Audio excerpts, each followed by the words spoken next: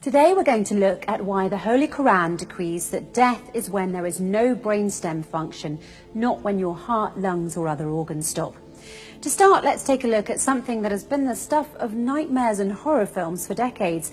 It's the story of some poor soul who, for whatever reason, has been declared dead and buried 6 feet under, but they're still alive. Now, if you think this story can only happen in a horror movie, you'd be dead wrong, pun intended. One look at recent stories right from the news proves it. A woman who gave birth 3 months after she was pronounced dead, another who was still alive when she was put into a body bag in the morgue and subsequently froze to death. Why do these horrific cases exist? Because of this alarming fact, there are no universal guidelines for doctors when it comes to declaring a person dead. Yes, you heard that correctly. Even among doctors, the definition of death isn't fully agreed upon. You're dead when a doctor says you're dead. A person can be pronounced dead if their heart stops, but they can also be revived in many cases. People can also be kept alive with machines, even though their brainstem has 0% functionality. In 2013, a study showed that in cases where CPR is used, it should be administered for at least 38 minutes. Because a person can still be revived for that amount of time with no lasting brain injury in many cases. But here's where the difference is, and it's very important. Once the brainstem permanently stops functioning, there's no way of reversing it. No matter what happens, that person's heart will eventually stop beating, even if a ventilator is used. The most important fact to remember about the brain is this: it bestows upon us the one thing that makes us truly human: consciousness. With that fact in mind, the irreversible loss of consciousness can and should be defined as death, and vice versa. Now here's another fact that might surprise you. When you sleep, your brainstem is inactive, and there are those who argue that sleep is also a loss of consciousness due to the inactivity of the brainstem effector neurons when a person is sleeping. The brainstem also becomes inactive when a person dies, causing a loss of consciousness as well.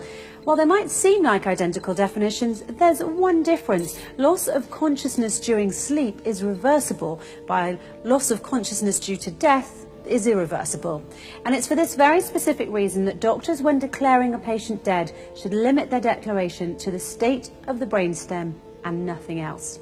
In effect, as the Holy Quran pointed out 1400 years ago, sleep is like death and death like sleep. Verse 1, it is He, Allah, who takes your souls by night when you are asleep and has knowledge of all that you have done by day. Then He wakes you up again, that a term appointed, your life period, be fulfilled. Then in the end unto Him will be your return. Then He will inform you what you used to do. Verse 2, Allah, God, takes the souls at the time of their death, and that which has not died in its sleep.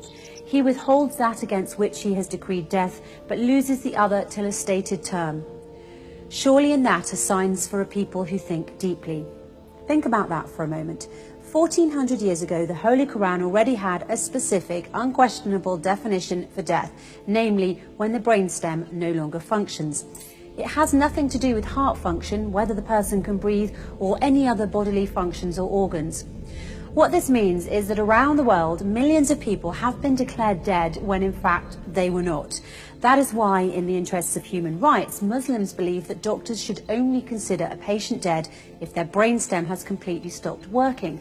Until that point, any and all measures should be taken to keep them alive and not pronounce them dead simply because their heart, breathing or other functions have stopped. The first and foremost Quranic verses say that all humans have the basic right to live and that human life should be respected. Yes, when we sleep, the brainstem effector neurons stop functioning for a short time, but then we wake up. One thing to keep in mind that is very important to this issue is that it was discovered by Macaulay and Sittington in Scolopedia in 2008 that when we sleep, the effector neurons in our brainstem become hyperpolarized and have nearly no action potentials.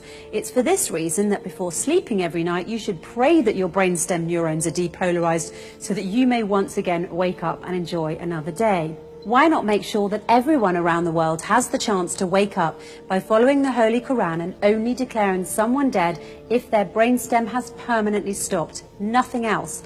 By the way, until the 1950s, death was considered to be the point when any one of the vital functions, heartbeat or respiration, ceased. This is what, according to Dr. James Burnett, a neurologist at Dartmouth College's Giesel School of Medicine in New Hampshire, stated in his speech in Live Science on June the 19th, 2014.